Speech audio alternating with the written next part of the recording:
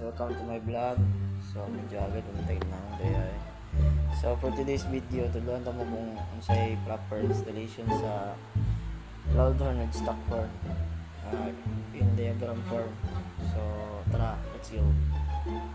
Sa pag-install sa to ang Loudhorn with stock horn, dapat natay relay pagpakusog na siya sa kuryente para kusog mo tingog ato ang Loudhorn.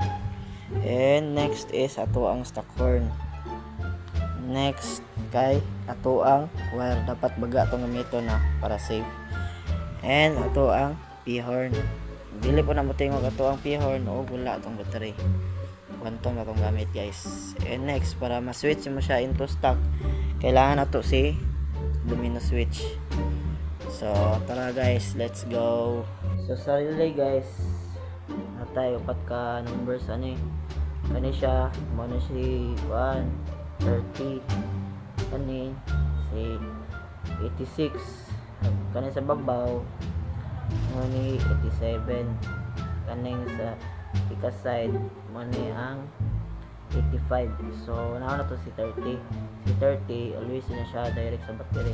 So tara, let's go.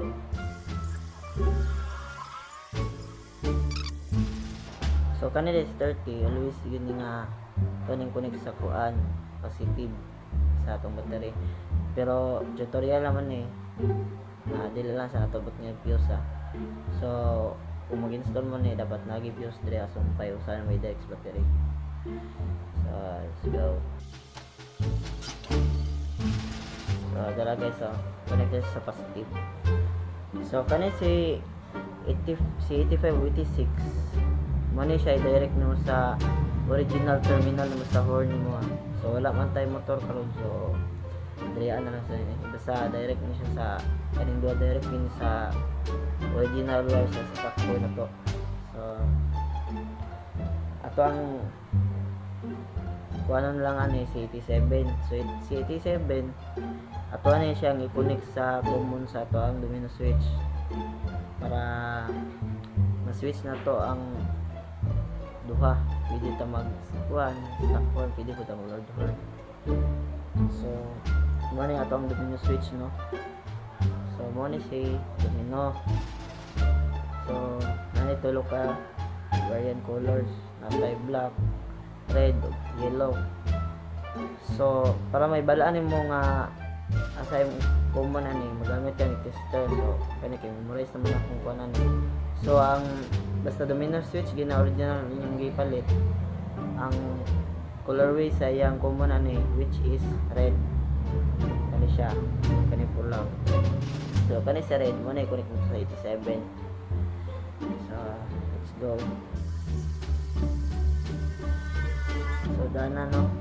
Next kay si kaning si black ug si yellow mo na ang kay in low sa ato ang domino switch. So bis ka na asa na bisa magbaliktad siya gana ni siya. So kani siya kaning black connect nato ni sa positive line sa kuan sa to ang stock. Pwede ra man bisa na asa ni may butang wala man ni siya kuan wala dito.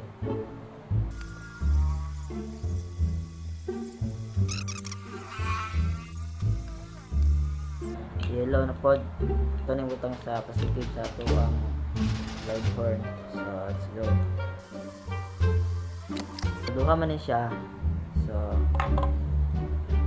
kailangan na itong duha ka wire no. Ay ito na siyang isuntay ra.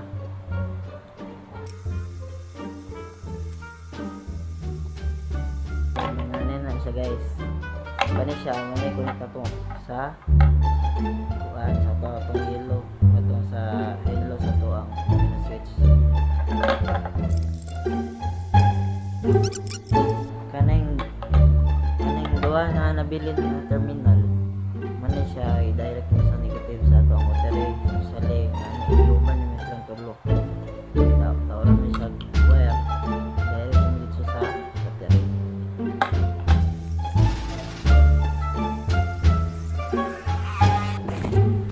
Guys, dana to sa atong installation no.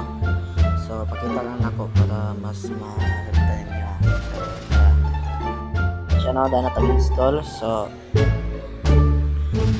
sa number 30 again, si 30 na naman klaro dara. Set direct yun na always sa ato ang battery. So kani si 85 86 man si 86 sa kani si 85. Always gina siyang connect nato sa ato ang stock terminal sa ato ang horn. Wala tayong motor, so dili natin siya makakuan mataon. So si 87 ato siyang gi-direct sa color pula sa ato ang domino, which is muna ato ang common wire nato na siya. So sunod si yellow ato na siyang gi-connect sa positive line sa ato ang loud horn kana siya. Unya kaning ato ang black ano siya, black na to i-connect nato ni siya sa positive line sa ato ang stock horn ano siya. So next kaning isa kani siya mani ato ang negative or body ground. So magkuha lang kag tulo ka wire, i-connect nimo sa ato ang stock horn negative terminal sa atong stock horn o sa ato ang duha ka loud horn para direct nato diri sa ato ang negative or tinatawag na body ground. So ingon na lang ka easy guys. So para mag-switch ka horn dira ka tayo, for example diri ang loud horn saka lang nimo na siton mo na pasaka up. Pag gusto nimo nga dili ka mag-horn, i-off lang na nimo ana nasa center ang off na dili na siya mutingog kunya ang down na mano na to ang stock horn. So yun na lang kasayon guys. So follow lang yun. So thank you for watching.